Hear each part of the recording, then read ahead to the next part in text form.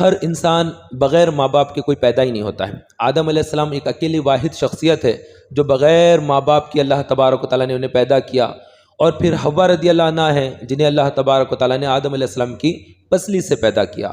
اس کے بعد جتنے بھی انسان ہیں سب کے سب ماں اور باپ لازم ہے، بغیر ماں باپ کے کوئی پیدا نہیں ہوا، الا یہ کہ حضرت سیدنا عیسیٰ علیہ السلام کہ اللہ تبارک و تعالیٰ نے بغیر باپ کے انہیں پیدا کیا اور اپنی روح سے انہیں پیدا کر دیا۔ حضرت مریم رضی اللہ تعالیٰ عنہ کے یہاں پر وہ ولادت باسعادت ہوئی، اور وہ حکم الہہ تھا، وہ حضرت سیدنا جبریل امین رضی اللہ تعالیٰ عنہ کی طرف سے پھونکنا تھا، اور اس کے ساتھ ہی حمل بھی ٹھہرا اور بچہ وضع ہوا، وہ اللہ کے نبی عیسیٰ علیہ السلام ہے۔ باقی ساری خلقت میں جتنے انسان ہیں وہ سارے کے سارے ماں اور باپ کے ساتھ ہی ہے، بغیر ماں باپ کے کوئی ہوتا ہی نہیں ہے۔ تو ماں باپ ایک بہت بڑی نعمت ہے، اور بچہ جس جگہ پر رہتا ہے، ماں کی کوکھ میں بچہ جس جگہ پر رہتا ہے اس کو رحم کہتے ہیں۔ اللہ تعالیٰ کے ناموں میں رحمان ہے، رحیم ہے، تو یہ بہت ہی اللہ کے پیارے نام ہیں۔ یہ ناموں کے اندر ہمیں سکون ملتا ہے، ٹھنڈک ملتی ہے۔ تمام نام اللہ تعالیٰ کے اچھے ہیں، اس کے ناموں میں ہر نام اچھا ہے۔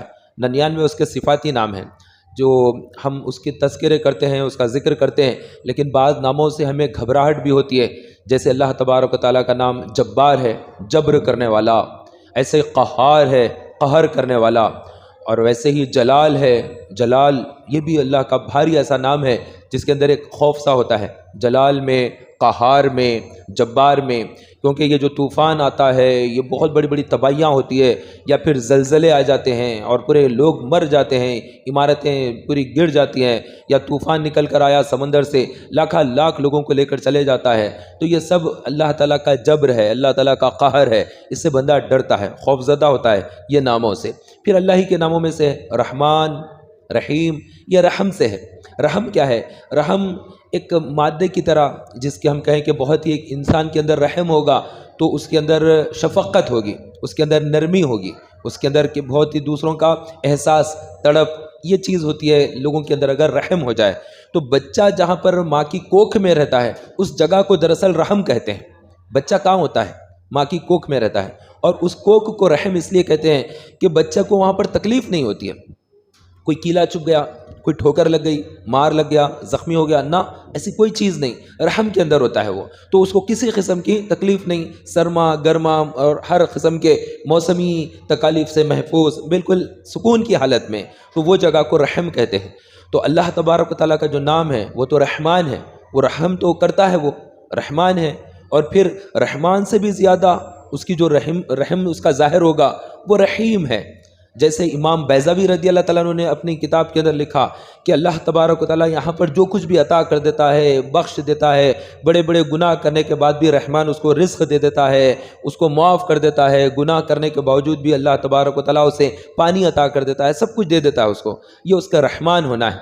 اور رحمان سے زیادہ جو رحم اس کا ظاہر ہوگا وہ رحیم ہونا ہوگا، اور وہ حشر کے دن ظاہر ہوگا۔ بڑے بڑے گناہ گاروں کو، سیاہ کاروں کو، مجرموں کو، جن کے اوپر جہنم واجب ہو جائے، ایسے ایسے گندے کام کیے ہوئے، ایسے ایسے غلط کام کیے ہوئے کہ ان کے لیے ہلاکت، تباہی اور بربادی ہونا ان کے لیے لازم ہو جاتا، ایسی خوفناک ہلاکتیں ان کے لیے ہوتی، لیکن وہ اللہ تبارک و تعالیٰ کی ذات رحیم بھی ہے۔ بسم اللہ الرحمن الرحیم، تو اس کے بعد رحمان سے آگے جو اور بات کہی جائے گی تو وہ رحیم کہتے ہیں۔ وہ رحیم، رحمان، یہ دونوں بھی رحم سے ہی ہے۔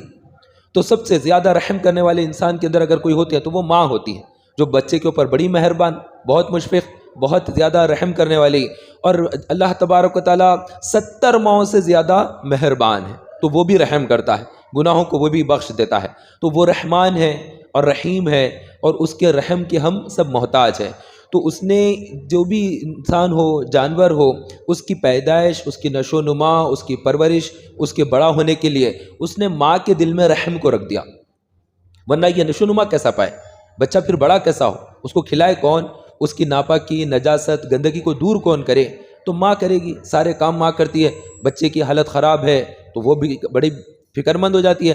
بچہ اگر بخار آ گیا، ماں بڑی فکر مند، غمگین، بچے کو دکھ پہنچتا ہے، ماں کو اذیت ہو جاتی ہے۔ تو یہ ماں کو اللہ رب العزت نے اس طرح سے بچے کے ساتھ اٹیچ کر دیا ہے، ایسا رحم اس کے دل میں ڈال دیا ہے، نہ صرف انسانوں کی ماں ہو بلکہ جانور ہو، پرندہ ہو، ماں ہو، اس پر بھی اللہ تبارک و تعالیٰ نے اس کے اندر بھی رحم کو رکھ دیا ہے۔ وہ رحم، وہ شفقت، وہ مہربانی، اسی کی وجہ سے وہ بچے کو پرورش کرتی ہے، پروان چڑھاتی ہے۔ آج ہمارے قد اتنے بڑے بڑے ہو جاتے ہیں، ہم 6 فٹ کے بڑے ہو گئے ہیں، تو یہ کس کی مہربانیاں ہوتی ہیں؟ بلا شک و شبہ جس نے ہمیں دودھ پلایا، اس ماں کا بہت بڑا اس میں احسان ہوتا ہے، بہت زیادہ اس کا کردار ہوتا ہے۔ اور انسان کی جو شخصیت سازی ہوتی ہے، انسان اچھا ہے، برا ہے، چور اچکا ہے، دیندار ہے، پکا دنیا دار ہے، 420 ہے، غلط قسم کا ہے، جو بھی اس کے اندر کی جو شخصیت کے اندر نمایاں ہوتا ہے، وہ اس کی ماں کے اثرات اس کے اندر آتے ہیں۔ ماں کی تعلیم، ماں کی تربیت، ماں اس کی شخصیت سازی کیسے کرتی ہے، اس کو کیسے پروان چڑھاتی ہے، کیسے وہ نشو و نما پاتا ہے، وہ کیسے کھلاتی ہے، پلاتی ہے، سمجھاتی ہے، اس کے جو انداز، اس کی فکر ہوتی ہے، وہ اس کی پوری زندگی کے اوپر حاوی ہو جاتا ہے۔ وہ جو چھوٹا سا وقت جو ماں سینے سے ڈال ڈال کر اسے پالتی ہے، پرورش کرتی ہے، بڑا کرتی ہے، وہ لائف ٹائم اس کے اوپر اس کا اثر رہتا ہے۔ تو لوگوں کو ہم دیکھتے ہیں کہ بہت ہی اچھے مزاج کے ہیں، تو دراصل ان کی تعلیم و تربیت ویسی دی جاتی ہے۔ کسی کو دیکھتے ہیں دھوکہ دھڑی کر دینا، غلط قسم کا کام کر دینا، جھگڑا کرا دینا، افسردگی کر لوگوں میں ڈال دینا، رنجشیں پیدا کر دینا، یہ ان کی تربیت کی خرابی رہتی ہے۔ تو تربیت کا بہت بڑا حصہ ہوتا ہے، اولاد کی تربیت، اولاد کی نشوونما، اولاد کی شخصیت سازی، اس کے اندر جس نے سب سے بڑا کردار نبھانا ہے وہ ماں ہے۔ ماں کی کوکھ ہے جہاں سے بچہ کو جو ہے آسانی ہوئی ہے، اس کے بعد پھر ماں کی تعلیم ہے جس کا اس کی زندگی پر بہت بڑا اثر ہوتا ہے۔ وہ اچھی اور بری چیز کی جو تعلیم دی جاتی ہے، تو سب سے پہلی معلمہ، سب سے پہلی استاذہ اس کی ماں ہے، اسی نے اس کو سب کچھ سکھایا ہے۔ نہیں یہ کھا لینا چاہیے، نہیں یہ پھینک دو، ارے یہ گر گیا تھا، گری ہوئی چیز کو تم ایسا کیوں اٹھا کر کھا رہے ہیں، ارے اس کو اگر نہیں دسترخوان پہ گر گیا تھا، اس کو اٹھا لینا تھا، نہیں یہ روٹی نیچے گر گئی تھی، اس کو آپ ادھر کونے میں ڈال دو، ارے ایسا بے حرمتی مت کرو، اس کو بازو میں رکھو، ایسا یہ کرنا ہے، یہ نہیں کرنا ہے، یہ کرنا ہے، یہ نہیں کرنا ہے۔ 20 مرتبہ روزانہ جو چیزیں سمجھا کر ذہن بناتی ہے کہ کیسی زندگی گزارنا ہے، کون سی چیز کے ساتھ کیسا سلوک کرنا چاہیے، کیا ہمارے لیے صحیح ہے، کیا ہمارے لیے غلط ہے، یہ بہت کچھ جو سکھانے کا کام انجام دیتی ہے، وہ بلا شک و شبہ ماں ہوتی ہے۔ تو ماں ایک ایسی استاذہ ہے، ایسی معلمہ ہے جو دل سے چاہتی ہے کہ میرا بچہ بہت اچھا بنے، میرا بچہ دیندار بنے، میرا بچہ اچھے اخلاق والا بنے، اچھے کردار والا بنے، میرے ساتھ ایسا ہو گیا اس کے ساتھ، انہیں کسی کے ساتھ ایسا نہ کرے، وہاں پر یہ بازو میں یہ غلط ہوتا ہے، وہاں پر وہ غلط ہوتا ہے، لیکن میرا بچہ یہ کام غلط نہ کرے۔ یعنی اچھائی اور برائی کے معاملات میں وہ بہت زیادہ سوچنے والی، اور بچہ بیمار ہو جائے تو وہ بہت زیادہ پریشان ہو جانے والی، اس کو بھوک نہ لگے تو وہ پریشان ہو جائے، اور یہ اگر کھانا کھا رہا ہے تو وہ دیکھ کر خوش ہو جائے، اور یہ بھوکا سو جائے تو اس کو نیند نہ آئے کہ بچہ بھوکا سو گیا ہے، وہ کروٹ بدلے، اور سخت سردی ہو جائے تو وہ بڑی فکر مند ہو جائے کہ کہیں بچے کو سردی نہ ہو جائے، ڈاکٹر نے منع کیا ہے، یہ کھڑکی سے ہوا آ رہی ہے، یہ دروازے سے آ رہی ہے، کتنا زیادہ خیال وہ رکھتی ہے۔ بچے کو نہلانا ہے تو نہلانے کے ساتھ ہی جلدی جلدی سر پوچھ دینا ہے، سردی ہو جائے گی بچے کو، اتنا خیال کون کسی کا رکھتا ہے؟ کوئی کسی کے لیے کہاں پر کسی کے پاس وقت ہے کہ کوئی کسی کے لیے وقت دے، کوئی کسی کے کام آئے؟ اگر کوئی بے لوث اگر کسی کا کام کرتے ہیں، بے لوث کسی سے محبت کرتے ہیں، وہ خدا کی قسم والدین کی ساتیں ہوتی ہے، وہی لوگ ہوتے ہیں جو سب سے زیادہ بچوں کے لیے چاہتے ہیں۔ ہر آدمی چاہتا ہے کہ میری ایک ملگی ہے تو میری 2 ملگی ہو جائے، اور ساتھ والے کو آگے نہ بڑھے، کوئی وہ اس کو آگے نہ ملے، حسد بغض کہ میں آگے بڑھوں کوئی اور آگے نہ بڑھے۔ اگر کوئی شخص ہے وہ چاہتا ہے کہ میرے سے زیادہ کوئی ترقی کرے، یعنی میرے پاس اگر 1 گھر ہے تو میرے بچے کے پاس 2 گھر ہو جائے، میرے پاس 1 کارخانہ ہے تو میرے بیٹے کے پاس 2 کارخانے ہوں، میرے پاس اگر 4 آدمی کام کرتے ہیں لیبر تو میرے بیٹے کے پاس 10 آدمی کام کریں، اتنا میرا بیٹا ترقی کرے۔ تو ہر کوئی آگے کے لیے کسی کے لیے سوچتا ہے، ترقی کے لیے، خوشحالی کے لیے، اس کے لیے خیر کے لیے فیصلے اگر چاہتا ہے، اچھے سے اچھا ہو اس کے لیے، تو بے شک اس کا باپ ہوتا ہے، اس کی ماں ہوتی ہے جو چاہتے ہیں کہ یہ زیادہ سے زیادہ ترقی کرے۔ تو ہم اگر والدین کو کھو دیتے ہیں تو اس کے بعد کا جو خسارہ ہے وہ بہت بڑا خسارہ ہے۔ حضرت سیدنا موسیٰ علیہ السلام جب اللہ کے دربار میں جاتے، جب طور پر جاتے تھے، جب چاہتے کلام کرتے، یہ ملک مصر کے اندر ایک بہت بڑا پہاڑ ہے، اس کو طور کہتے ہیں، طور سینا۔ تو نبی موسیٰ علیہ السلام طور سینا پر گئے اللہ تعالیٰ سے مکالمہ کرنے کے لیے، بات چیت کرنے کے لیے۔ حکم ہوا کہ اے موسیٰ سنبھل کر بات کرو۔ ڈر گئے، اور ڈر کر گھبرا کر پوچھا اے اللہ اس سے پہلے بھی تجھ سے کلام کرتا رہا ہوں، لیکن آج یوں کیوں مجھے دھمکایا گیا ہے، کیوں مجھے اس طرح سے تنبیہ دی گئی ہے کہ سنبھل کر بات کرو؟ تو اللہ تبارک و تعالیٰ نے ارشاد فرمایا اے موسیٰ اس سے پہلے تمہاری ماں حیات تھی، وہ دعا کرتی تھی تمہارے لیے، اس لیے تم مجھ سے آسانی سے بات کر لیتے تھے۔ اب تمہاری ماں حیات نہیں ہے، اس لیے تم مجھ سے کلام کر رہے ہو تو سنبھل کر بات کرنا مجھ سے۔ اللہ رب العزت نے ڈرا دیا اللہ نے اپنے نبی کو، کیوں کہ والدہ نہیں ہے تو سنبھل کر بات کرو۔ تو ماں کا جو سایہ ہوتا ہے، ماں کی جو دعائیں ہوتی ہے، اتنا کام آتی ہے کہ آدمی کو خیال بھی نہیں ہوتا ہے۔ کبھی بڑے بڑے مشکلیں آتی ہیں، آپ جاتے جاتے بول دے کر جائیں ماں سے کہ امی تھوڑا پرابلم آ گیا تھا، ایسا مشکل ہو گئی تھی، یہ ہو گیا میں جا رہا ہوں، وہاں پہ پیسے آنے کا تھا، پتہ نہیں دیتے، جھگڑا کرتے وہ لوگ، میں وہاں پر جا رہا تھا، وہ تھوڑا مار لگ گیا تھا، اس کے اوپر بات کرنے جا رہے ہیں، پتہ نہیں وہ لوگ کس کے ساتھ کیا کریں گے، وہ گاڑی کو مار لگ گیا تھا، دھکا لگ گیا تھا، آدمی کے ساتھ ایسا ہو گیا، تھوڑا آپس میں جھگڑا ہو گیا تھا، اس سبجیکٹ کے اوپر جا رہا ہوں میں۔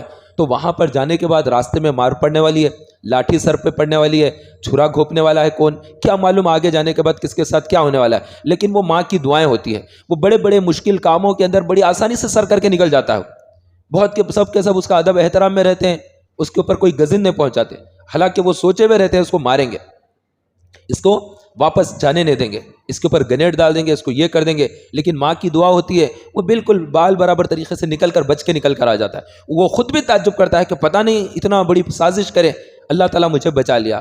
ہاں بے شک اللہ نے بچایا ہے، لیکن پیچھے جو دعائیں ہیں وہ ماں کی دعا تھی جس نے تجھے اتنی بڑی آفت اور بلا سے نکال دیا۔ تو اللہ تبارک و تعالیٰ سب کی ماؤں کو سلامت رکھے، یہ بہت بڑی نعمت ہوتی ہے۔ ماں ایک ایسی نعمت ہے جس کا متبادل نہیں ہوتا ہے، اتنا زیادہ محبت اور اتنا زیادہ رحم، شفقت، تعلیم، تربیت دینا اور بہت زیادہ مشفق ہونا یہ کسی اور کا نہیں۔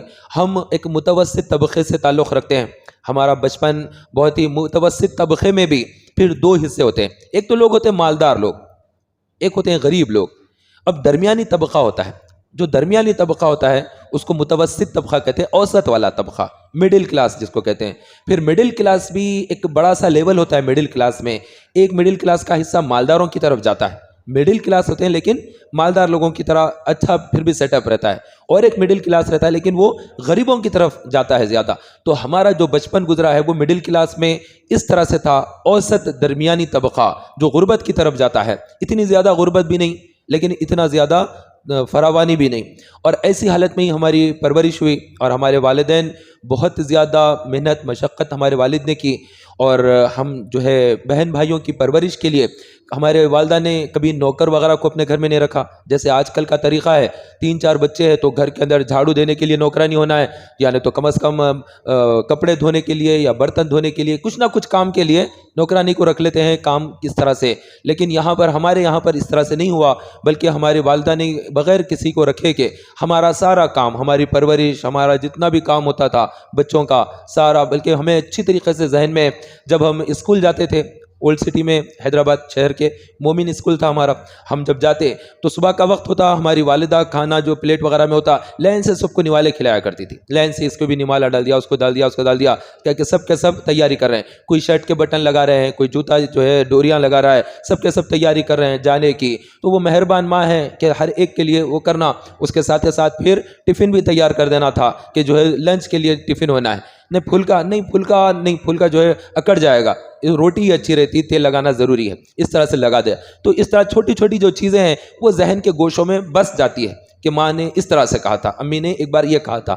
تو امی ایک مہربان ماں ہوتی ہے، اس کے اوپر بہت سارے خیالات، بہت سی یادیں رہتی ہیں اور بے شمار ہوتی ہے، 1-2 یادیں نہیں ہوتی ہے، اور ہر ایک کے ساتھ ہے، ہر ایک کے ساتھ الگ الگ یادیں ہوتی ہے بچپنے کی، کہ کس طرح سے زندگی میں مدد کیے ہیں، کون سے موقع پر ماں نے کس طرح سے مدد کی ہے، اور کیسے کیسے پروان چڑھایا، تعلیم دی، تربیت دی، حرام سے بچنے کا، حرام سے اپنے آپ کو دور رکھنے کا، حلال کو اختیار کرنے کا، غربت کو بھی اختیار کر لینا ہے لیکن حرام لقمہ نہیں، غلط نہیں، اور نمازوں کا شوق، نماز کی پابندی، یہ ہمیں ہماری والدہ نے سکھایا۔ ہمارے والد نے، ہم بچپن میں چھوٹے ہیں وہ ٹائم پر بھی، ابھی بالغ بھی نہیں ہوئے، گھروں میں نماز پڑھایا کرتے، نماز سنا کرتے تھے ہمارے والدہ، التحیات سناؤ، یہ سورہ سناؤ، یہ سورہ سناؤ، سورہ سننا، اس کے بعد کھانا کھاؤ۔ یہ بالکل چھوٹے تھے ہم، بالکل کم سن، وہ ٹائم سے بھی ہم جب یاد کرتے ہیں بچپن کے اسکول کے وہ ڈیز، جو کہ ہم ابھی پرائمری اسکول میں تھے، نابالغ وہ عمر کے اندر بھی، تو ہماری والدہ ہمارے ساتھ بہت زیادہ وہ چیزیں، اور ہماری والدہ کا خود کا جو عمل تھا وہ بہت زیادہ عمل تھا۔ کوئی نماز چھوڑتی نہیں تھی ہماری والدہ. ہم نے جب سے دیکھا نمازوں کی بہت زیادہ پابندی، اور اتنا دن بھر کام کرنے کے بعد، اور اس وقت میں نہ کوئی واشنگ مشین تھی کہ جو ہے کپڑے دھونے کے لیے، بلکہ کپڑے بھی جو دھوتے نل آتا تھا، بالٹیاں ہوتی تھی اور اسی سے جو ہے رگڑ کر دھونا صابنوں سے. اور مجھے اچھی طریقے سے یاد ہے والدہ جب کپڑے دھو رہی ہوتی تو میں بہت زیادہ ساتھ رہتا تھا بچپن ہی سے، کم عمری میں ہی. اور ہمارا سیکنڈ شفٹ میں ہمارا اسکول تھا، وہ 1-1:30 بجے سے شروع ہوتا تھا اسکول. تو صبح کا جو تھی شفٹ نہیں تھی ہماری، تو ہم صبح کا کام پورا والدہ کے ساتھ کام گئے. میں اپنی بات بتا رہا ہوں کہ وہ مجھے بچپن کے وہ دن یاد آتے ہیں کہ میں نے وقت اپنا جو گزارا ہے. تو والدہ کام کر رہے ہیں گھر میں، تو ہم بھی کپڑے دھو رہے ہیں تو ہم بھی ساتھ میں رہ گئے. کپڑے دھونے کے اندر بکیٹوں میں سے کھینچ کے نکال لیا کرتے تھے، انہوں رگڑ دیا کرتے تو یہ کر دیا. کبھی برتن دھونے کے واسطے بیٹھ جاتے تھے، امی تھک جائیں گے چلو میں کر لیتا ہوں. تو یہ ساری چیزیں اس طرح سے چھوٹی چھوٹی چیزیں ذہن کے اندر رہ جاتی ہے. تو ماں اتنی بڑی نعمت ہے. اور اللہ کے نبی علیہ الصلوۃ والسلام سے جب پوچھا گیا والدین کیا ہیں، ارشاد فرمایا تیرے ماں باپ تیرے حق میں جنت بھی ہے اور تیرے حق میں جہنم بھی ہے. تو یہ فرمایا اللہ کے نبی علیہ السلام. اس کا مطلب یہ ہوا کہ اگر ماں باپ کے ساتھ اچھا سلوک کیا تو وہ شخص جنتی ہے، ان کے لیے وہ جنت کا راستہ بن جائیں گے. اور اگر ان کے ساتھ بدسلوکی کیا، زیادتی کیا، ظلم کیا، تکلیف پہنچایا، تو پھر وہ ماں باپ کے لیے اللہ کے نبی علیہ السلام نے فرمایا کہ وہ تیرے لیے جہنم ہے. اور ایک حدیث پاک میں ہے کہ جس کے ماں باپ حیات ہے اور وہ اس سے ناراض ہے، بیٹے سے ماں ناراض ہے، باپ ناراض ہے، تو ایسی صورت میں اس کے لیے صبح ہونے کے ساتھ ہی جہنم کے دونوں دروازے کھل جاتے ہیں. اب وہ مرا تو سیدھا دونوں دروازے کھلے ہیں جہنم کے، کیونکہ ماں باپ دو کے دو ناراض. اور اگر دونوں میں سے ایک انتقال کرے ہوئے ہیں، ایک ناراض ہے، تو ایک دروازہ جہنم کا اس کے لیے کھلا رہے گا. اور اگر ماں باپ دونوں اس سے راضی ہے تو دو جنت کے دروازے اس کے لیے کھلے ہیں. اور اگر اس کے ماں باپ میں سے ایک حیات ہے اور وہ اپنے بیٹے سے راضی ہے، اپنی بیٹی سے راضی ہے، تو جنت کا ایک دروازہ اس کے لیے کھلا ہے. میں حدیث شریف کا مفہوم سنا رہا ہوں آپ کو کہ کس طرح سے بندے کے لیے جنت اور جہنم جو چیزیں بنتی ہے، یہ جو واجب ہو جاتے ہیں، یہ سب چیز یہاں پر ہے. آپ مسجدوں میں آ کر اللہ کو تلاش کر رہے ہیں جنت کے لیے کہ جنت مل جائے، اللہ کا ذکر کریں تو بہت اچھی بات ہے. اللہ رب العزت کا ذکر کرنے کے لیے مسجدیں بہت اچھی جگہ ہے، کعبہ معظمہ بھی بہت اچھی جگہ ہے، مدینہ منورہ چلے جائیں تو یہ بھی بہت اچھا ہے. بہت سے اہل اللہ کے بارگاہوں پر جاتے ہیں نیکیاں کرنے کے لیے، ذکر و اذکار کے لیے، سب اچھا ہے. لیکن ماں اگر ناراض ہے تو آپ کعبے کے پاس بھی جائیں گے تو آپ کے لیے بھلائی نہیں ملے گی. آپ کو بھلائی جو ملے گی وہ ماں کے قدموں سے ہی ملے گی. آپ کی ماں ناراض ہے، اس کے بعد آپ سمجھتے ہو کہ میں بھلائی کو پالوں گا، نیکی کو پالوں گا، کہیں پر بھی نیکی آپ کو بھلائی کی کام نہیں آئے گی. وہ رو رہی ہے، وہ ماں غمگین ہے، آپ نے اس کو اذیت دے دی، آپ نے کچھ ایسے جملے بول دیے ہیں، ایسی بات کر دی ہے کہ اب وہ رو رہی ہے اور آپ کی وجہ سے. اب آپ کی نماز کہاں باقی رہی، آپ کا روزہ کہاں باقی رہا، وہ آپ کا ذکر، وہ آپ کا تقویٰ، وہ پرہیزگاری، وہ آپ کا اعتکاف میں بیٹھنا، وہ کعبے کا طواف کرنا، وہ قرآن کی تلاوت کرنا، وہ جہاد فی سبیل اللہ کے لیے نکلنا، وہ غریبوں کی مدد کرنا، وہ یتیم کے لیے کچھ دوڑ کر کرنا. ڈھیر سارے آپ کے اعمال ہیں، بہت سے اچھے اچھے اعمال ہیں، لیکن ماں کو ستایا ہوا ہے، ماں کو رلایا ہوا ہے. تو جو ماں کو تکلیف دی اور ماں کی آنکھوں سے آنسو بہے، وہ اتنا بہے کہ آپ کی تمام نیکیاں لے کر بہہ گئے. وہ اب کیا باقی رہ گیا؟ یہ سب کچھ تو بہہ گیا ہے. اب آپ دیکھیں کہ میں نماز پڑھا ہوں، میں روزہ رکھا ہوں، میں نے حج کیا ہے، میں نے ڈھیر ساری نیکیاں کی ہیں، آپ کی ساری نیکیاں تو چلی گئی. آپ کس چیز کے خیال میں ہیں؟ وہ نیکیاں باقی نہیں رہی ہے. تو ماں کو راضی رکھ لیا، یہ ساری نیکیاں بھی محفوظ ہے، کیونکہ ماں کے قدموں کے نیچے جنت رکھا اللہ تعالیٰ نے. تو ماں کا مرتبہ اللہ نے ایسا بلند کیا ہے. دراصل عورتوں کو اللہ تبارک و تعالیٰ نے عزت بخشنا تھا. اللہ کے نبی علیہ الصلوۃ والسلام کی ولادت سے پہلے عورتوں پر مظالم بہت تھے. اللہ کے نبی علیہ الصلوۃ والسلام جب دنیا میں جلوہ گر ہوئے تو ارشاد فرمایا بیٹی باپ کے لیے رحمت ہے. بیٹی پیدا ہوئی، اس کو وہیں سے مرتبہ مل گیا کہ فرما دیا گیا کہ یہ باپ کے لیے رحمت ہے. بندہ یہی تو چاہتا کہ اللہ کی رحمت نصیب ہو جائے. تو اللہ کے نبی علیہ الصلوۃ والسلام نے رحمت جس کو بیان کیا وہ بیٹی ہے.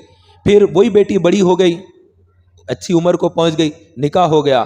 تو پھر اللہ کے نبی علیہ الصلوۃ والسلام نے ارشاد فرمایا بندہ جب نکاح کرتا ہے تو اس کا آدھا ایمان محفوظ ہو جاتا ہے. اب وہ آدھے ایمان کی فکر کرے، اس طرح سے حدیث ہے. تو آدھا ایمان اس کا محفوظ عورت ہی کی ذات سے کر دیا اللہ تعالیٰ نے. یہاں پر بھی پھر عورت کی شان اللہ کے نبی علیہ السلام نے بیان کی. اس کے بعد پھر کیا ارشاد فرمایا؟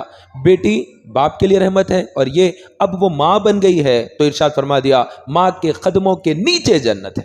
تو اب اس کا مرتبہ اتنا بلند کر دیا کہ بیٹا کتنا پہلوان ہے، کتنا فلاں ہے، محلے میں اکڑ کر چلتا ہے، غرور کے ساتھ، گھمنڈ کے ساتھ، ایسا شانے ہلائے ہوئے، بٹن کھلے ہوا، اور لوگوں کو ڈراتا دھمکاتا، لیکن آتا ہے ماں کے پاس آتا ہی سرنڈر، وہ ایسا نہیں کرنا تھا، تم ایسا کرنا تھا، جی اچھی بات ہے، جی اچھی بات ہے، وہاں آیا تو نظر نیچی رکھ لیتا ہے۔ اچھے اچھے لوگوں کو بھی دیکھیں ہم، بڑے غنڈے ٹائپ کے بھی ہوتے ہیں، لیکن یہاں پر آتے ہیں ماں باپ کے سامنے آتے ہیں، وہ بالکل ادب کے دائرے میں آ جاتے ہیں۔ یہ کیوں آ جاتے ہیں؟ کیونکہ ان کو جو تھوڑی عقل ہے ان کے اندر کہ نہیں یہاں پر نہیں کر لینا ہے، یہاں پر بگاڑ کر لیں گے تو پھر ان کا رب ہمارے سے ناراض ہو جائے گا، اور ان کو اگر جھڑکی دیں گے تو اللہ کے نبی علیہ الصلوۃ والسلام نے ارشاد فرمایا، ماں باپ کو جو بندہ گالی دیتا ہے تو اس کی قبر میں انگارے گرتے ہیں، ایسے انگارے جیسے بارش کے چھینٹے گرتے ہیں، ایسے انگارے اس کی قبر میں آتے ہیں۔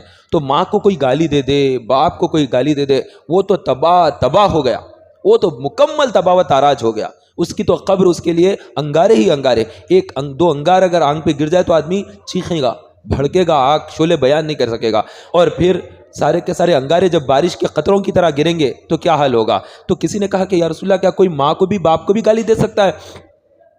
جہالت کا دور میں بھی کوئی ماں باپ کو گالی نہیں دیا کرتے، تو اللہ کے نبی علیہ الصلوۃ والسلام نے ارشاد فرمایا کہ وہ اس طرح سے گالی دیتا ہے کہ وہ کسی اور کے ماں باپ کو گالی دیتا ہے، اور وہ پلٹا کر اس کو گالی دیتا ہے، تو ایسا ہو گیا جیسے یہ اپنے ماں باپ کو گالی دے دیا۔ تو یہ ماں باپ کو گالی دے دینا یہ اس طرح سے ہے۔ تو ماں ایک بہت ہی لطف و کرم والی چیز ہے، اللہ تعالیٰ کی عطاؤں میں سے ایک بہترین عطا ہے اللہ تعالیٰ کی، اور وہ بڑی مہربان ہے، اور اس کے ساتھ اگر کسی نے بچے نے زیادتی کر دی، اس کے ساتھ غلط کام کر دیا، اس کو دکھ دے دیا، اس کی بات نہیں سنی، وہ سودا منگا رہی تھی، سودا لا کے نہیں دیا، کوئی بھی طریقے سے پریشان کیا، اس کا خیال نہیں رکھا بڑھاپے میں، اور اس کے بعد بھی وہ جا کر معافی مانگے تو پھر وہ معاف کر دے گی، وہ بچے کو پھر معاف کر دے گی۔ علقمہ کا واقعہ ہے، نبی پاک صلی اللہ تعالی وسلم کی بارگاہ میں ایک واقعہ پیش آ گیا، کسی نے آ کر کہا کہ علقمہ کی روح قبض نہیں ہو رہی ہے، یہ ایک صحابی ہے، نوجوان ہے، ان کی ماں ان سے ناراض ہے، تو یہ کہا کہ جب روح قبض نہیں ہو رہی ہے اور وہ نزا کے عالم میں ہے، اللہ کے نبی علیہ الصلوۃ والسلام نے ارشاد فرمایا کہ جاؤ علقمہ کی اگر ماں سے کو کہو کہ اگر وہ آ سکتی ہے تو ہمارے پاس آئے، اور اگر وہ نہیں آ سکتی تو ہم خود اس کے پاس آئیں گے۔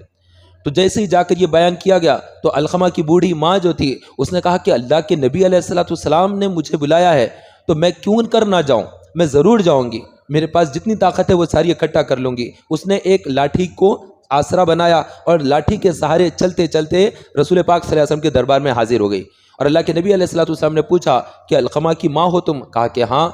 پوچھا اللہ کے نبی علیہ الصلوۃ والسلام کہ علقمہ کیسا تھا؟ تو کہا کہ اچھا تھا۔ تو فرمایا تمہارے ساتھ کیسا تھا؟ تو وہ خاموش ہو گئی۔ پوچھا کہ تمہارے ساتھ کیسے تھا؟ تم نے میں اس سے ناراض ہوں۔ ماں نے کہا کہ میں اس سے ناراض ہوں۔ تو پوچھا کیوں؟ تو وہ اپنی بیوی کو ترجیح دیتا تھا اور مجھے اہمیت نہیں دیتا تھا، میرے ساتھ اچھا سلوک نہیں کرتا تھا، میں اسے اس لیے معاف نہیں کرتی۔ تو اللہ کے نبی علیہ الصلوۃ والسلام نے بلال حبشی رضی اللہ عنہ کی طرف دیکھا، فرمایا کہ اے بلال لکڑیاں اکٹھا کرو جلانے کے لیے۔ علقمہ کی ماں پریشان ہوئی اور پوچھنے لگی یا رسول اللہ آپ یہ لکڑیاں کس لیے جمع کر رہے ہیں؟ ارشاد فرمایا علقمہ کو جلاؤں گا اس میں۔ تو ماں کہنے لگی علقمہ کو کیوں جلائیں گے یا رسول اللہ؟ تو فرمایا یہ تو دنیا کی آگ ہے، اگر تو معاف نہ کرے تو یہ قیامت کے اندر اور قبر کے اندر جو اللہ تبارک و تعالیٰ عذاب دے گا وہ اس سے زیادہ شدید عذاب ہے۔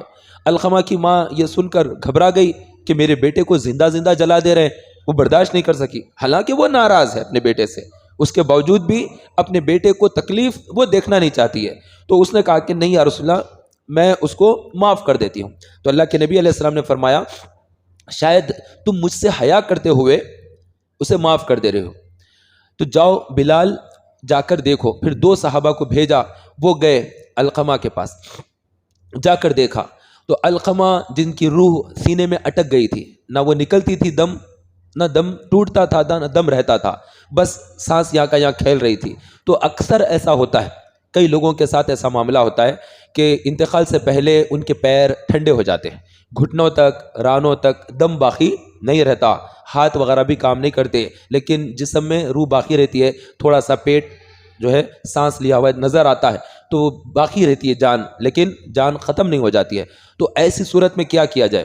ایسی صورت میں احادیث مبارکہ میں ہے کہ سورۃ الیاسین پڑھا جائے، سورہ یاسین پڑھا جائے تو روح قبض ہونے میں آسانی ہوتی ہے۔ اور دوسری جو سورت بیان کی گئی ہے وہ سورۃ الرعد ہے، سورۃ الرعد، یہ سورہ الرعد جب پڑھتے ہیں تیزی کے ساتھ روح بدن سے جدا ہو جاتی ہے. تو یہ دو صورتیں اس طرح کی ہے. لیکن وہاں کا معاملہ تو جدا گانا تھا. اللہ کے نبی علیہ الصلوۃ والسلام جلوہ گر ہیں، اور وہاں پر جو معاملہ ہوتا ہے وہ قیامت تک کے لیے لوگوں کو بتانا ہوتا ہے.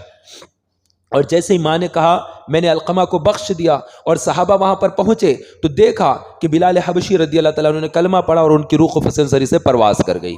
تو انہوں نے آ کر سنا دیا کہ رسول اللہ کلمے پر خاتمہ ہو گیا ہے. تو معلوم ہوا ماں کی ادھر دعا ہوئی، ادھر ان کی جانکنی کی تکلیف، نزا کی تکلیف، وہ ایسی بھاری تکلیف ہے، ایسی بھاری تکلیف ہے کہ تلواروں کی ضربوں سے زیادہ سخت ہے، ہانڈیوں میں ابالنے سے زیادہ سخت ہے، وہ آریوں سے کاٹنے سے زیادہ سخت ہے. اتنی زیادہ سخت تکلیف جو ہوتی ہے وہ تکلیف نزا کی تکلیف ہے، جب جسم سے روح جدا نہیں ہو رہی ہے. تو ایسے عالم میں روح جدا ہو گئی ہے. یہ ماں کی دعا تھی، ماں کی بخشش، ماں کی طرف سے معافی نامہ تھا، ادھر سے ماں کی طرف سے معاف کر دینا تھا، اعلان تھا ان کا. تو دیکھو بیٹے کے لیے کتنی آسانی ہو گئی. تو اپنی ماں کے ساتھ اپنا تعلق بہت اچھا کریں.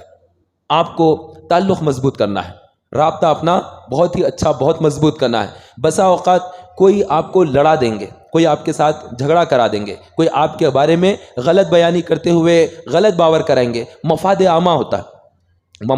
یہ جو دنیا ہے یہ مفاد پرستی کی دنیا ہے. ہر ایک کو فکر ہے کہ اپنی روٹی پر زیادہ دال ڈال لینا ہے. تو اس کے لیے کچھ بھی حرکت کریں گے، کوئی بھی حرکت کرے تو اس وجہ سے اگر ماں ناراض ہو جاتی ہے تو اپنی ماں کو منوا لینا ہے. یہ بہت اہم ترین کام ہوتا ہے، لیکن یہ کرنا ہی کرنا ہوتا ہے. یہ بغیر کرے کہ اس کام کو چھوڑا نہیں جا سکتا. تو اگر ایسی زندگی میں حالات پیش آ جائے کہ اس کے اندر ماں ناراض ہو رہی ہے، تو ماں ناراض کبھی ہماری اپنی غلطیوں سے ہوتی ہے، کبھی غلطیاں چھوٹی ہوتی ہے. کوئی پیش کرنے والا بگاڑ کر پیش کر رہا ہوتا ہے، اس کو بڑا چڑھا کر ماں باپ سے رسوا کرنے کے لیے، اس کے نام خراب کرنے کے لیے اس طرح سے کر دیتے ہیں، بات کا بھتنگڑ بنانے کے لیے. ان کے خود کے لالچ ہوتے ہیں، ضروریات ہوتی ہیں، وہ اس طرح سے چیزیں کرتے ہیں. اور وہ اللہ سے نہیں ڈرتے، وہ لوگ اللہ سے نہیں ڈرتے. وہ ماں اور بیٹے کے درمیان میں جھگڑا ڈال دیں گے، وہ باپ اور بیٹے کے درمیان میں نااتفاقی پیدا کر دیں گے. تو ایسی حرکت اگر کوئی کر دیتا ہے تو اس کا مطلب یہ نہیں کہ ہم انتقام لیں، ہم جھگڑا کریں، نہ، چھوڑ دے. اللہ رب العزت ہے ہمارے لیے کافی ہے. ہمیں کیا کرنا ہے؟ ہمیں اپنے ماں کے ساتھ تعلق کو مستحکم کرنا ہے، ہمیں اپنے والد کے ساتھ تعلق کو مضبوط کرنا ہے. یہ ایک کام جو ہم کو کرنا ہے وہ کر لے. باقی یہ انہوں نے ایسا کیا ہے، ہمیں کسی سے انتقام لینے کی ضرورت نہیں ہے. اللہ کافی ہے انتقام لینے کے لیے. جو اس طرح فساد مچاتے ہیں ان کے لیے کیا اللہ نہیں ہے؟ کافی نہیں ہے ہمارے لیے؟ کافی ہے. تو ہم کیوں کسی کے لیے انتقام کے اندر اپنا، جو بوئے گا وہ پائے گا. جس نے برا کیا ہے اس کا برا ہوگا. ہم اس کے لیے برائی کی بددعائیں بھی نہ دیں.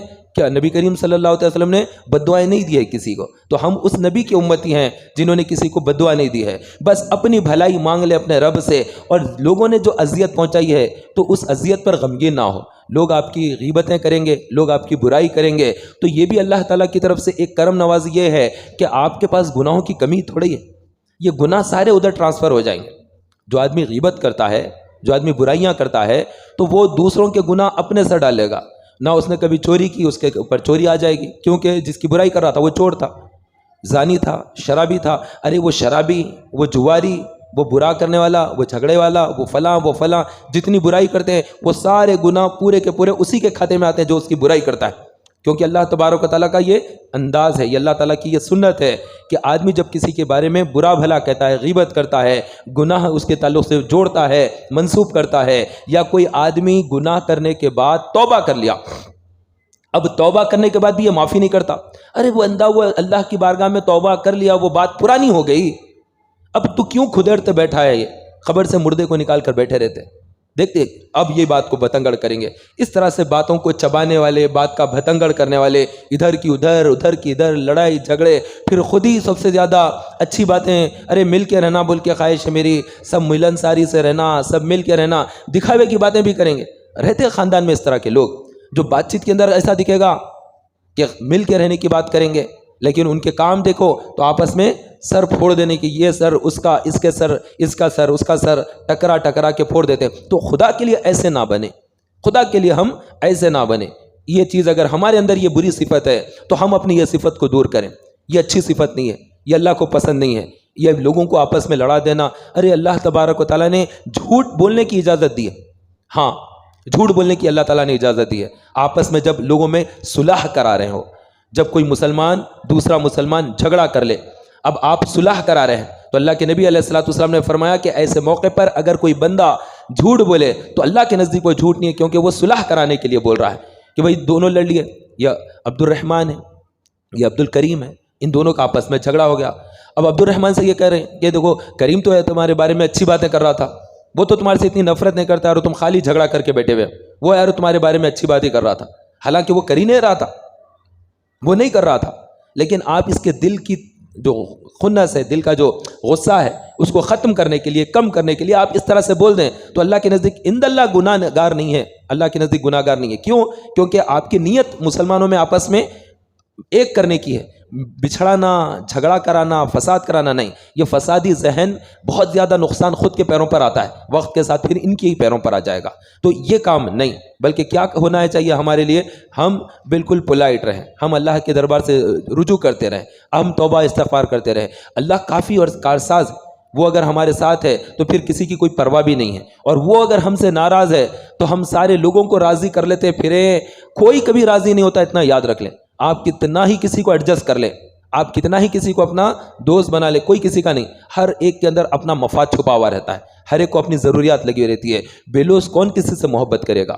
وہ اللہ تبارک و تعالیٰ وہ ہے مہربان، وہ بغیر کسی چیز کے ہمیں عطا کرتا ہے، وہ ہمیں رزق دیتا ہے اپنی عطا سے، وہ ہمیں زندگی دیا ہے اپنی عطا سے، اچھی موت بھی دے گا تو وہ اپنی عطا سے، پھر ہمیں اٹھائے گا، بخشے گا، وہ بھی اس کی عطا ہوگی. تو ہمیں اپنا کنیکشن، ہمیں اپنا تعلق اپنے رب سے مضبوط کرنا ہے. اس سے بڑا کوئی چارہ ہی نہیں ہے، کوئی راستہ بھی نہیں ہے کہ ہم کس کس کو منا لیتے رہے نہ.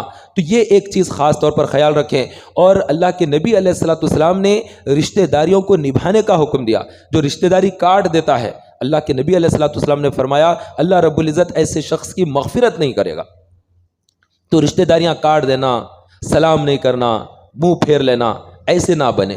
کبھی جھگڑا ہو جائے سلام کرنے میں پہل کریں، کیونکہ اللہ کے نبی علیہ السلام نے ارشاد فرمایا سلام کرنے میں پہل کرو، اس سے دل کی قدرت ختم ہو جاتی ہے، دل کے اندر جو نفرتیں ہیں وہ ختم ہوتی ہے. اب سلام نہیں کریں گے، ملنے کے بعد منہ پھیلا لیں گے، ان کے ساتھ نہیں بیٹھتا، ان کی صورت نہیں دیکھتا، ان کے پاس جاتا نہیں، ان کے پاس آتا نہیں، ایسی چیزیں رہیں گی. یہ اچھی چیز نہیں ہے. آپ کتنے دن زندہ رہیں گے، وہ کتنے دن زندہ رہیں گے، سب دیکھتے دیکھتے اپنی اپنی قبروں میں چلے جائیں گے. ہم سے پہلے کے لوگ بھی چلے گئے.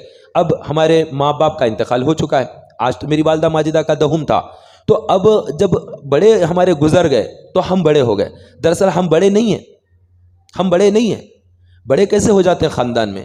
خاندان کے جب بڑے لوگ گزر جاتے ہیں نا تو اب انہوں بڑے ہو گئے ایسے ہو جاتا ہے. تو وقت انسان کو بدلتے بدلتے وہاں لا کر کھڑا کرتا ہے. ورنہ پہلے بچے ہی رہتے، چھوٹے بچے تھے، نہ سمجھ رہے تھے، اس کے بعد تھوڑے سمجھدار بچے ہوئے، بڑے ہو گئے، فلاں ہوا، اس کے بعد بات کہاں سے کہاں پہنچ جاتی ہے. تو اس طرح سے انسان کے اوپر وقت گزرتا ہے. تو یہ جو چھٹپن ہے، یہ بچپن ہے، یہ لڑکپن ہے، یہ جوانی ہے، یہ ادھیڑ پن، یہ بڑھاپا، یہ ساری چیزیں دیکھتے دیکھتے منزلیں انسان طے کر لیتا ہے. اور اگر سفید داڑھی آ گئی ہے تو یہ بھی اللہ کی نعمت ہے بہت بڑی کہ سفید داڑھی آنے تک اللہ نے زندگی دی. تو کتنے ایسے لوگ ہوتے ہیں ان کو سفید داڑھی کا ایک بال تک نہیں آتا ہے، گھنی کالی داڑھی رہتی ہے، ابھی ینگ رہتا ہے، کالج کا لڑکا، انتقال ہو جاتا ہے. کوئی تو اسکول کی حالت میں انتقال کر گیا. کوئی تو ایسا ہوتا ہے کہ پیدا ہوا تھا، چھوٹا کم سن تھا بچہ، دودھ پیتا بچہ چلے گیا. کبھی تو بچہ پیدا ہوا 1-2 دن میں انتقال کر گیا. تو موت کا کیا ٹھکانہ ہے، بھروسہ کیا ہے؟ کچھ بھی نہیں ہے. بعض تو بچے ایسے ہوتے ہیں مردہ پیدا ہوتے ہیں، بس ارے بچہ مردہ پیدا ہوا، اس کو کپڑے میں لپیٹتے ہیں، مسلمانوں کے قبرستان میں دفن کر دیتے ہیں. ارے بچہ پیدا ہوا، کچا بچہ تھا، تھوڑا سا جھرجھری لیا تھا پیدا ہونے کا، ارے جھرجھری لیا، ہاں جھرجھری لیا تھا، ٹھیک ہے اس کا غسل بھی دے دو، اس کا نام رکھ دو، عبداللہ نام رکھ دو، ٹھیک ہے مسلمان بچہ ہے، گھرانے کا ہے، بچی ہے، ٹھیک ہے فاطمہ ہی رکھ دو، کوئی نام رکھو اچھا سا نام رکھ کے اس کو پھر دفن کر دو، کیونکہ قیامت کے دن جب اٹھیں گے تو ہر ایک کو ان کے ناموں سے پکارا جائے گا. تو اگر چھوٹا سا بچہ پیدا ہونے کے ساتھ ہی انتقال کر گیا، اور وہ بھی کیسے کچھ منٹ زندہ رہ کر مر گیا، تب بھی اس کو غسل دیں گے، تب بھی اس کو نماز جنازہ پڑھیں گے، کفن آئیں گے، اس کو دفنائیں گے، اس کو پورا مسلمانوں والا طریقہ اختیار کریں گے. ہاں بچہ پیدا ہونے سے پہلے ہی مر گیا تھا، جھرجھری بھی نہیں لیا تھا، رونا تو دور کی بات ہے، ایک سانس بھی نہیں لیا انہیں، مردہ پیدا ہوا ہے تو اس کے مردہ احکام ہے، اور اس کے جو زندہ پیدا ہو اس کے زندہ کے بعد جو میت ہو جاتی ہے اس کے وہ احکامات ہیں. تو یہ دونوں کے اندر اس طرح سے فرق ہوتا ہے. تو میت نکلتی ہے، تو جب میت ہو جائے کسی کے یہاں پر تو اس میں بہت گھروں میں پریشان، اب کیا کرنا تب کیا کرنا، اس کا طریقہ کیا ہے. اللہ کے نبی علیہ الصلوۃ والسلام ایک جگہ پر لوگ آ کر کہنے لگے کہ یا رسول اللہ فلاں صحابی شدید بیمار ہے، علالت کی حالت میں. اللہ کے نبی علیہ السلام صحابہ کو لیے اور ان کے پاس آئے. نزا کی حالت میں ہیں۔ یہ سن کر وہ صحابی کے پاس آئے، اور جیسے آئے ان کے گھر والے انہیں گھیرے ہوئے تھے۔ اللہ کے نبی علیہ السلام نے قریب سے دیکھا، دیکھ کر ارشاد فرمایا یہ تو انتقال کر چکے ہیں۔ پھر اللہ کے نبی علیہ السلام نے اپنے مبارک ہاتھوں سے ان کی آنکھوں کو بند کیا۔ تو معلوم ہوا اگر کسی کا انتقال ہو جائے گھر میں، رشتہ داروں میں دادا دادی نانا نانی کوئی بھی رشتہ دار عزیز اقارب انتقال کر جائے، تو سب سے پہلا کام کیا کرنا ہے؟ آنکھوں کو بند کرنا ہے، کیونکہ روح آنکھوں کی تابع دار ہوتی ہے۔ روح کی تابع دار آنکھیں ہوتی ہے کہ جب روح نکل جاتی ہے اور جا رہی ہوتی ہے تو آنکھیں اسے دیکھتی رہ جاتی ہے۔ اللہ کے نبی علیہ السلام نے ارشاد فرمایا جب روح بدن سے جدا ہوتی ہے آنکھیں اسے دیکھتی رہ جاتی ہے، تو وہ اوپر کی طرف جاتی ہے روح، کیونکہ وہ آسمانوں کی طرف جانا ہے اور فرشتے اس کو لے کر جا رہے ہیں، تو ایسا دیکھے تھے چھٹ جاتی ہے آنکھیں اور پھر بند نہیں ہوتی ہے۔ بعض لوگ دیکھنے کے بعد بند کرتے ہیں، بہت کم لوگ ہوتے ہیں، زیادہ تر آنکھیں کھلی رہ جاتی ہے اور جسم کے اندر دوران خون کا رہتا ہے۔ تو ایسی صورت میں بہت تیزی کے ساتھ آنکھوں کے اوپر انگوٹھے وغیرہ رکھ کر کچھ سیکنڈز بند رکھیں، ایسا کہ ہم بند رکھیں تاکہ پھر ہم ہٹانے کا پھر آنکھیں کھل جائے، ایسا نہ ہو، کچھ سیکنڈز وہاں پر رکھنا چاہیے۔ اس کے بعد کیا کریں؟ اس کے بعد چونکہ منہ کھلا رہ گیا ہے تو جبڑوں کو بند کر دینا چاہیے، منہ کھلا ہوا نہ ہو، تو سر کے پاس سے ایک دوپٹہ کپڑا کوئی لے کر جبڑے کے پاس سے لے کے سر کے پاس اس طرح سے باندھ دے اچھی طریقے سے تاکہ منہ بند ہو جائے۔ پھر سانس تو بند ہو گئی ہے لیکن ناک کھلی ہے اور ناک سے ہوا اندر جا رہی ہے، کانوں سے ناک سے ہوا اندر جاتی ہے تو پیٹ پھولنے لگ جاتا ہے میت کا۔ 4 6 8 گھنٹے رکھنا پڑتا ہے۔ انتقال کے بعد لوگوں کو اطلاع دینا، لوگ جمع ہونا کہ فلاں نماز میں ملا رہے ہیں، فلاں ٹائم پہ ملا رہے ہیں۔ اور بعض جگہ تو یہ حالت ہوتی ہے کہ بیٹا کویت سے آنا ہے، دمام سے آنا ہے، انگلینڈ سے آنا ہے، پتہ نہیں آسٹریلیا سے آنا ہے، اس طرح کی بات ہوتی ہے، تو ٹکٹ بک کرا رہے ہیں، یہ کر رہے ہیں، 1 دن رکھنا ہے، 2 دن رکھنا ہے، تو اس میں تو وہ ٹھنڈک کا وہ رہتا ہے جس کے اندر رکھ دیتے ہیں، جیسے فریج وغیرہ جیسا ہوتا ہے، اس میں کولر رہتا ہے، وہ اس میں میت کو ڈال دیتے ہیں، تو وہ ٹھنڈک اس کے اندر ہوتی ہے اور کرنٹ سے وہ چلتا ہے اور اتنا ٹھنڈا کر دیتا ہے کہ بس میت جو ہے نا، جیسے گوشت کو فریج میں ڈالنے پر کیسا اکڑ جاتا ہے گوشت، ویسا ہو جاتا ہے۔ یہ عذاب ہے، یہ بھی ایک قسم کا، یہ بڑی تکلیف ہے۔ اس طرح سے نہ کریں، میت کے ساتھ ایسا نہ کریں۔ جس طرح انسان کو زندہ کو تکلیف پہنچتی ہے ویسے ہی میت کو بھی تکلیف پہنچتی ہے، اس طرح سے احادیث مبارکہ میں ہے۔ تو اس طرح اگر کسی کا پوسٹ مارٹم کرتے ہیں تو زندہ کے لیے اگر اس کا پیٹ کاٹتے ہیں تو کیسی تکلیف ہوگی، ویسے ہی پوسٹ مارٹم کرنے والے کو بھی ویسے ہی تکلیف پہنچتی ہے۔ یہ بہت بڑی اذیت کی چیز ہے، اور پوسٹ مارٹم کرنے والے کون سا انجیکشن دیں گے تکلیف دور کرنے کے لیے؟ وہاں پر تو کچھ نہیں، سیدھا سے جو ہے کڑاڑا لیتے ہیں اور چھاتی پر مار کے ہڈیاں توڑتے ہیں، اور اس کے بعد لیور کو دیکھنا ہے تو لیور دیکھتے ہیں، اور پانی میں گر گئی تھی لاش تو اس کو تو بہت بری طریقے سے اس میں سے گیس نکالنا ہے، پیٹ پورا پھاڑ دیتے ہیں، اس کی تو اور بہت بری درگت بنا دیتے ہیں، اور بھیجے نکال لیتے ہیں سر کے اوپر کراڑی سے مار کر، جیسے بکروں کے بھیجے نکالتے ہیں۔ ڈاکٹروں کو بتانا ہوتا ہے ان کو، وہ بڑا دردناک المیہ ہے میت کے ساتھ جو ہوتا ہے۔ اور اس طرح سے یہ جو پنڈلی کی ہڈی ہے، عام طور پر سیدھے پیر کی ہڈی نکال لیتے ہیں۔ وہ سرکاری دواخانوں میں ڈاکٹروں کو سیکھنے والے جو میڈیکل کے جو ڈاکٹر رہتے ہیں انہیں پتہ نہیں کیا کس لحاظ سے ضرورت رہتی ہے، وہ ہڈی اتنی کاٹ لیتے ہیں۔ تو یہ اس طرح سے چیزیں انسان کے جسم کو جان ان کو جو سمجھ میں لے لیتے ہیں تاکہ اس کے اوپر انہیں تجربے کرنا ہے، ایکسپیرینس کرنا ہے۔ وہ مطلب لرننگ کلاس سے سمجھ لو، ان کو ٹیچنگ کلاس ہو جاتی ہے ان کے لیے، اور وہ لوگ سیکھ لیتے ہیں، لیکن یہاں پر تو بہت برا حال ہو جاتا ہے۔ تو اس طرح سے وہ ٹھنڈک میں رکھ دینا کرنا یہ بھی ٹھیک نہیں۔ جب پھر کہیں گے کہ غسل دینا ہے تو غسل کیا کہے گا؟ میرے آنے سے 3 گھنٹے پہلے کھٹکا بند کر دو، 2 گھنٹے 4 گھنٹے ایسا وہ ٹائم بھی بتائے گا تاکہ میت اتنا زیادہ کول نہ رہے، زیادہ ٹھنڈی ہو جائے گی نا میت، تو وہ کہتا ہے کہ وہ بند کر دو، پھر آئے بعد میں لاش کو نکالیں گے، نکالنے کے بعد پھر اس کو غسل وغیرہ کا کریں گے۔ تو یہ غسل میت وغیرہ کے جو معاملات ہوتے ہیں یہ کرنے سے پہلے اس طرح کی چیزیں ہوتی ہیں، تو یہ نہ کریں۔ کوئی باہر سے آ رہا نہ، اللہ کے نبی علیہ الصلوۃ والسلام نے ارشاد فرمایا جب تمہارے یہاں پر مہمان آئے تو کھانا کھلانے میں عجلت کرو، جب تمہارے یہاں بیٹی جوان ہو جائے تو اس کا نکاح کرنے میں عجلت کرو، اب جو تمہارے یہاں میت ہو جائے تو اس کے کفن دفن میں جلدی کرو، عجلت کرو۔ یہ 3 چیزیں بیان کی ہیں۔ اور پھر جب جنازہ لے کر چل رہے ہیں تو اس وقت بھی فرمایا جنازہ آہستہ لے کر نہیں چلو، تھوڑا تیز لے کر چلو۔ صحابہ آہستہ آہستہ لے کر جا رہے تھے جنازہ، تو اللہ کے نبی علیہ السلام نے فرمایا تیز لے کر چلو۔ اگر میت اچھی رہی، نیکوکار رہی، تو پھر یہ اس کے لیے اچھا ہے کہ اللہ سے ملاقات جلدی ہو جائے گی، اور وہ نہ ہے اس کا برعکس یعنی گناہ گار، تو پھر وہ اپنے شر ہے اپنے کندھے سے اس کو فوری سے ہٹا دو، یعنی اس کے لیے بھی عجلت کرو، جلدی جلدی دفن کرو اس کو بھی۔ تو اس طرح سے فرمایا۔ تو پھر دیکھا کہ صحابہ دوڑ رہے تھے تیز میت کو لے کر، اللہ کے نبی علیہ السلام نے فرمایا تھوڑا آہستہ، تھوڑا آہستہ، یعنی بھاگنا نہیں ہے لے کر۔ تو میتوں کو لے کر بھاگتے ہیں تیزی سے، یہ غلط ہے، بھاگے نہیں، تیز چلنے کے لیے کہا ہے۔ تو چلنا الگ ہوتا ہے، دوڑنا الگ ہوتا ہے، بھاگنا الگ ہوتا ہے، سست رفتاری سے چلنا الگ ہوتا ہے۔ تو سست رفتاری سے نہیں چلنا ہے، چلنے میں تھوڑی سی تیزی ہونا چاہیے۔ اور اس وقت میں جب نبی کریم صلی اللہ علیہ وسلم کا مبارک دور میں، صحابہ کے دور میں جب لوگ تھے، تو وہاں پر کیا ہوتا تھا؟ وہاں پر گفتگو نہیں کرتے تھے، سب فکر آخرت میں خاموش جایا کرتے تھے۔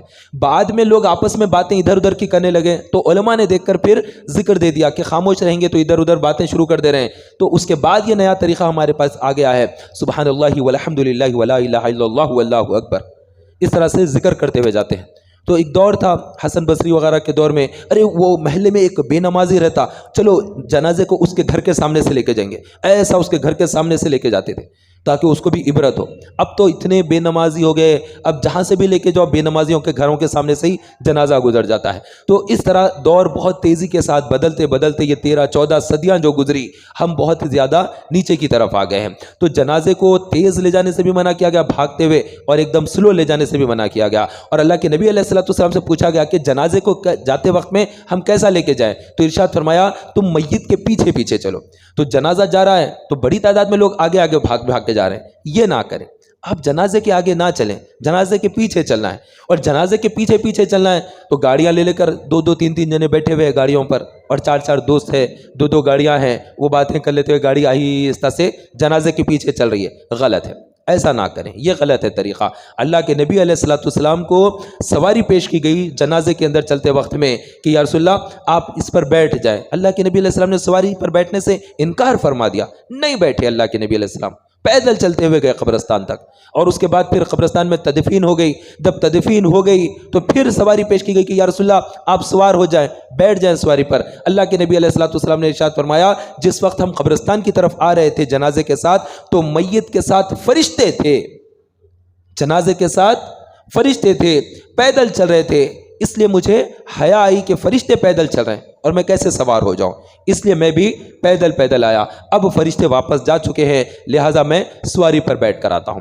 تو معلوم یہ ہوا اللہ کے نبی علیہ السلام دیکھ رہے ہیں فرشتوں کو، ہمیں تو نظر نہیں آتے نا فرشتے، ہماری آنکھیں تو وہ نہیں ہیں کہ فرشتوں کا احاطہ کرے، ہمیں وہ مخلوق نظر نہیں آتی، لیکن ہمیں اتنا معلوم ہے کہ جو نیکوکار ہوتے ہیں ان کے جنازے میں فرشتے آتے ہیں، اور بعض صحابہ کے جنازوں میں فرشتے آئے ہیں۔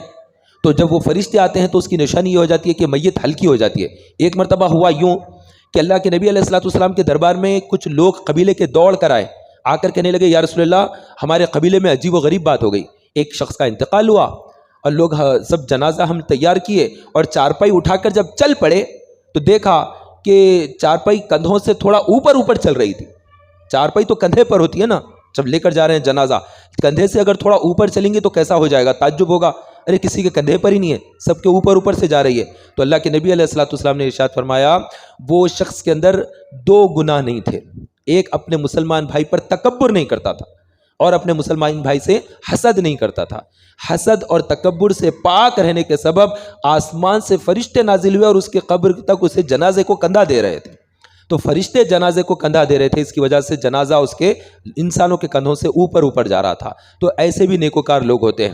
تو ہم نہیں معلوم ہمیں جس کا جنازہ ہم لے کر جا رہے ہیں وہ نیکوکار ہے، بدکار ہے، کس طرح کا ہے، تو ہمیں حسن ظن رکھنا چاہیے، ہمیں مسلمان کے ساتھ اچھا ظن رکھنا چاہیے، اچھا گمان رکھنا چاہیے۔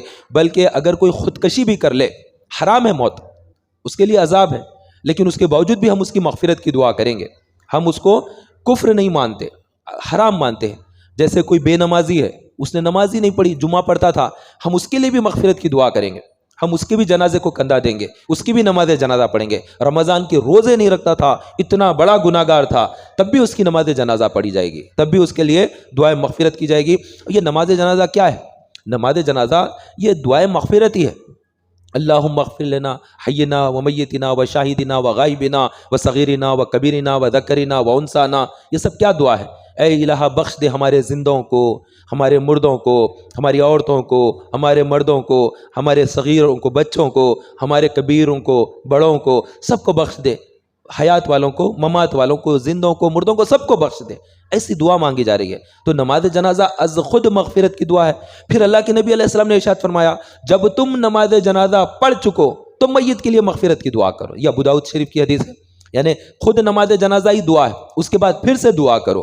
اور اللہ کے نبی علیہ السلام نے ارشاد فرمایا کہ اگر کوئی بندہ کسی کی نماز جنازہ میں شامل ہوتا ہے تو اللہ تبارک و تعالیٰ اسے ایک قیرات ثواب عطا کرتا ہے۔ یہ قیرات کتنا ہے؟ یہ بہت بڑے پہاڑ، احد پہاڑ جو مدینہ منورہ میں 2 میل کے فاصلے پر ہے مسجد نبوی شریف سے، اس پہاڑ کے برابر اتنا ثواب اللہ تعالیٰ عطا کرے گا۔ ایک قیرات یہ احد پہاڑ کے برابر ہے۔ اور پھر کوئی اگر جنازے کے ساتھ شریک ہوا اور پھر نماز کے بعد تدفین تک چلے گا ساتھ میں، اور پھر اس میں ایک شرط رکھی اللہ کے نبی علیہ السلام نے کہ جو جنازے کے پیچھے پیچھے چلتا ہوا قبرستان پہنچا تو اللہ تعالیٰ اس کو دگنا ثواب عطا فرمائے گا، 2 قیرات اتنا ثواب عطا فرمائے گا۔ اور اس کے بعد تیسرا درجہ بھی اور حدیث میں ملتا ہے، وہ یہ ہے کہ جب کسی کا انتقال ہو جائے، نماز جنازہ ہو گئی، کفن دفن تمام چیزیں ہو گئی اور قبرستان آ گئے، اب یہاں سے گھر جانے کا ٹائم آ گیا، چلو 40 قدم کی فاتحہ بھی ہو گئی، اب کیا کریں؟ اب کچھ دیر قرآن مجید کی تلاوت کریں، کچھ نعت پڑھیں، سلام پڑھیں، دعائے مغفرت کریں، ذکر کریں، استغفار کریں، قبر کے پاس تھوڑی دیر ٹھہر جائیں۔ کتنی دیر ٹھہرنا چاہیے؟ تو حدیث شریف میں ہے کہ انتقال تدفین ہو جانے کے بعد میت کے پاس اتنی دیر ٹھہرو جتنی دیر میں ایک اونٹ کو تم نہر کرنے کے بعد اس کا گوشت تقسیم کر دو۔ اونٹ کو جب نہر کریں گے، جانور کو تو ذبح کرتے ہیں نا، عام جانور کو، بکرے کو، گھوڑے، بکرے کو، بیل کو، لیکن اونٹ کو کیا کرتے ہیں؟ نہر کرتے ہیں۔ تو نہر کرنے کے بعد اب اس کا کھال نکالیں گے، اب اتنا بڑا اونٹ اس کے گوشت کے ٹکڑے کریں گے اور پھر گوشت کو تقسیم کریں گے، تو 1 گھنٹہ نہیں لگ جائے گا اتنے میں، تو اچھے سے اچھے تیز رفتاری سے کریں گے۔ تو اتنی دیر تک قبر کے پاس ٹھہرنا چاہیے۔ اپنے عزیز اقارب کے لیے ٹھہر جائیں۔ اب ہر مسلمان کے لیے جا کر اتنا ٹھہرنا تو ممکن نہیں ہے، تو ہر مسلمان کے لیے نہیں ٹھہر سکتے ہم، لیکن اپنے قریب کے جو لوگ ہیں جو ہم سے محبت کرتے تھے، جن سے ہم محبت کرتے ہیں، ایسے لوگوں کے پاس، قبر کے پاس ٹھہرنا چاہیے، کچھ دیر قرآن پڑھنا چاہیے، تاکہ وہاں پر ان کے لیے آزمائش کی گھڑیاں ہیں، وہ بڑی بھاری گھڑیاں ہیں، ایک دم نئے لوگ ہیں، منزل نہیں ہے، عزیز جدا ہو گئے، رشتہ دار جدا ہو گئے، لوگ ناشناس ہے، نئے لوگوں سے واسطہ پڑ گیا ہے، اب وہ کیسی شکل میں آئیں گے وہ بھی نہیں معلوم، اب ان کے اعمال کے حساب سے آئیں گے، اچھی شکل میں بھی آتے ہیں، بری شکل میں بھی آتے ہیں، یہ نکیرین ہے، سوال جواب کرنے والے، منکر نکیر ہے، ان کے سوالات ہے، ان کے جوابات دینا ہے۔ من ربو کا، تیرا رب کون ہے؟ ما دینو کا، تیرا دین کیا ہے؟ ما کنت تقول حق حاضر رجل، ان رسول اللہ کی طرف اشارہ کر کے بتاتے کہا جائے گا کہ اس مرد کے بارے میں دنیا میں کیا کہا کرتا تھا۔ ان سوالات کے بعد جواب دینا ہے۔ ایمان والا ہوگا، عبادت گزار ہوگا، جواب آسانی سے دے لے گا۔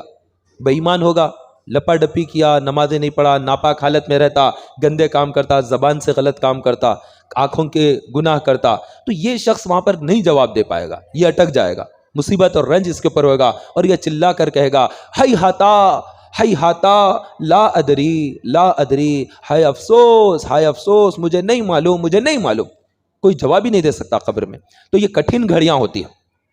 نکیرین کے سوالات کے جوابات دینا یہ معمولی کام نہیں ہے۔ موت کا جو معاملہ ہے، قبر اس کی آخری منزل ہے، دنیا ختم۔ وہ کرے تھے، اسکول کا ایک ٹائم تھا، وہ اسکول کا پیریڈ ختم ہو گیا، کالج کا پیریڈ ختم ہو گیا، جاب وغیرہ کے لیے چلے گئے، وہ پیریڈ ہو گیا، نکاح وغیرہ ہو گیا، اب اس کے بعد پھر بچے ہو گئے، بچوں کے شادیاں ہو گئے، ایک ایک دور گزرتا چلے گیا، بچپن گزرا، جوانی گزری، اس کے بعد پھر بچوں کی شادیاں ہو گئی، وہ بھی گزر گیا، ایک ایک پیریڈ ایسا گزر گیا۔ یہ ایک ایک منزلیں ہیں جو انسان طے کر رہا، بچپن کی ایک منزل، لڑکپن کی ایک منزل، جوانی کی ایک منزل، ادھیڑپن، ایک دم بڑھاپا نہیں، ادھیڑپن، پھر بڑھاپے کی ایک منزل آ جاتی، اس کے بعد پھر موت کی ایک منزل آ جاتی۔ تو دنیاوی اعتبار سے پہلی منزل موت، دنیاوی اعتبار سے دکھتی ہے کہ موت، لیکن پوری دنیا اس کی ختم ہو گئی۔ جس پر موت قائم ہو گئی اس پر تو قیامت قائم ہو گئی، آنکھیں بند ہو گئی، حقیقت میں آنکھیں اس کی کھل گئی ہے، یہ اس کا معاملہ ہو جاتا ہے۔ پھر آخرت کے اعتبار سے تو یہ پہلی منزل ہے قبر، اب یہاں سے منزلیں شروع ہوگی، اب آگے حشر کے میدان ہوں گے، پل صراط ہوگا، کب اللہ تبارک و تعالیٰ وہ دن قائم کرے گا نہیں معلوم۔ کوئی ماں کی کوکھ میں ہے، کوئی پیدا ہوا ہے، کوئی مر گیا، ابھی کوئی پیدا بھی نہیں ہوا، لیکن یہ کائنات اللہ تعالیٰ چلا رہا ہے، وہ جب تک چاہے چلائے، اور جب وہ فنا کر دے پورا، کل من علیہا فان، وہ فنا کر دے گا، تو اس وقت پھر بقا ہوگی، تو پھر نکلیں گے قبروں سے۔ تو یہ سارے معاملات سے ہمیں گزرنا ہے۔ کاش کہ ہم دنیا میں پیدا ہی نہ ہوتے تو یہ ساری چیزیں ہی نہ ہوتی، لیکن پیدا ہو گئے۔ تو بڑے بڑے صحابہ کرام بیان کرتے تھے، کاش میں ایک تن کا ہوتا، پیدا نہ ہوا ہوتا تو مجھے سوال جواب کے دینے ہی نہیں پڑتے تھے۔ ایک تو یہ کہ آدمی بڑی محنت کے بعد پیسہ کماتا ہے، وہ محنت اور مشقت کے بعد جو پیسہ کمایا اس کے اوپر اللہ تعالیٰ سوال کرے گا، مال کیسے کمایا تھا؟ اگر حلال کمایا تھا تو اب بھی پوچھا جائے گا کہ تو خرچ کیسا کیا تھا؟ حرام میں اگر خرچ کیا تو اس پہ بھی عذاب ہے۔ تو حرام میں خرچ بھی نہیں کر سکتے، تو کتنے ایسے لوگ ہیں بے دین قسم کے لوگ، عیاش قسم کے لوگ، کہ پیسہ تو حلال سے بھی اگر کما لیں گے، لٹاتے ہیں، شادیوں کے اندر نوٹوں کی گڈیاں لٹاتے ہیں۔ اسی محلے کی مسجد کا امام ایک ٹائم کے کھانے کے لیے پریشان ہے کہ کھانا بہت مہنگا ہو گیا ہے، سودا بڑا مہنگا ہو گیا ہے، اور وہاں پر وہ لوگ 500 کی نوٹیں لٹا رہے ہیں۔ تو اگر حرام سے کمایا تھا تو عذاب پہ عذاب، اور اگر حرام سے نہیں کمایا تھا، پیسہ حلال میں بھی کمایا تھا، وہ لٹانا خود اس کے لیے مصیبت بن جائے گا آخرت میں۔ تو ہم پتہ نہیں کتنے گناہوں کے اندر پڑے ہیں۔ تو یہ زندگی ہے، اس کے ساتھ موت ہے، تو قبر میں کیا لے کر جائیں گے؟ کفن سمجھتے ہیں کہ ہم لے کر جائیں گے، لیکن خدا کی قسم یہ کفن بھی چھوڑ کر اٹھ جائیں گے۔ اللہ کے نبی علیہ السلام نے ارشاد فرمایا جب قبر سے نکالے جائیں گے تو پھر بندہ بے کفن نکلے گا، برہنہ نکل کے آئیں گے۔ تمام کے تمام ہم لوگ ایسے ہی دنیا میں جیسا پیدا ہوئے تھے ویسے ہی پھر دنیا میں دوبارہ آئیں گے۔ تو اس وقت ام المومنین نے پوچھا کیسی شرم کی بات ہے کہ لوگ اس طرح سے نکل کر آئیں گے؟ تو ارشاد فرمایا کہ اے عائشہ، سب نفسا نفسی کا عالم ہوگا۔ نفسا یعنی اپنی جان ہی کی فکر ہوگی۔ نفس کا مطلب کیا ہوتا ہے؟ اپنی جان، اپنی ذات، اپنی زندگی، اپنے آپ کی فکر ہوگی، کسی کو فکر ہی نہیں ہوگی۔ نہ ماں بیٹے کے بارے میں سوچے گی، نہ بیٹا باپ کے بارے میں سوچے گا، باپ تو خود بیٹے سے بھاگ جائے گا کہ کہیں یہ مجھ سے نیکیاں نہ مانگ لے۔ ایسا نفسا نفسی کا عالم ہوگا، تو کون کس کی طرف وہ ٹائم پر دیکھ رہا ہوگا؟ تو ایسا عالم آنے والا ہے۔ تو وہ ہم قبر کے اندر کفن بھی چھوڑ کر جانے والے ہیں، تو کیا لے کر جائیں گے اس دنیا سے؟ اعمال۔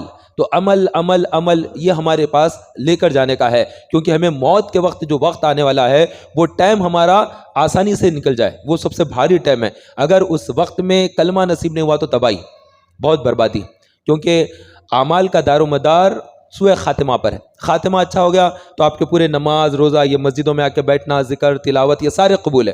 اور اگر موت کے وقت کلمہ نصیب نہیں ہوا تو یہ سارے اعمال اکارت ہو گئے۔ آدمی اگر بے دین ہو کر مر گیا، مشرک ہو کر مر گیا، اور جو ہے غلط باور کر کے کفریہ جملے بول کر مر گیا، تباہ و تاراج ہو گیا۔ آخرت بہت زیادہ اہم ہے، کیونکہ وہاں پر ہمیشگی ہے، یہ ہمیشگی نہیں ہے، یہ پائیداری نہیں ہے دنیا کے اندر۔ تو یہ وقت تھوڑا ہے، وہاں کا وقت ہمیشہ ہمیشہ کے لیے، خالدین فیہا ابدا، ہمیشگی کی جگہ ہے۔ تو ہمارے والدہ کا انتقال ہوا تو اس وقت میں کیا ہوا کہ بیٹھے ہوئے تھے، لیٹی ہوئی حالت میں نہیں ہوا، بیٹھے ہوئے تھے والدہ، اور انہیں زمزم شریف پلایا گیا۔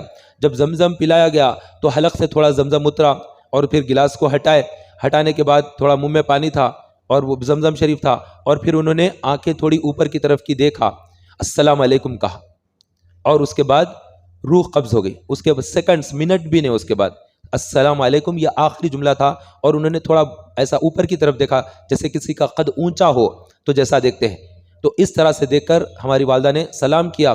اس کے بعد پھر روح قفس انصری سے پرواز گئی، اور پانی پینا حلق سے رک گیا پانی، اور جو منہ میں پانی تھا وہ باہر آنے لگ گیا تھا۔ تو یہ ایسے عالم تھا، یہ آخری وقت میں۔ تو یہ بہت اچھی موت ہے جس کے اندر بندہ سلام کر رہا ہے۔ سلام خود اللہ کے ناموں میں سے ایک نام ہے، سلام اللہ کے ناموں میں سے ایک نام ہے۔ سلام کرو تو اس سے مصیبتیں، رنج، دشمنیاں سب ختم ہوتی ہیں۔ تو یہ سلام ایک بہت بڑی خود عبادت ہے، سلام خود بھی۔ اور بڑوں کو جب دیکھتے ہیں تو سلام کرتے ہیں، سلام میں پہل کرتے ہیں۔ اب یہ نہیں معلوم، وقت ہی نہیں تھا والدہ کو بتانے کا۔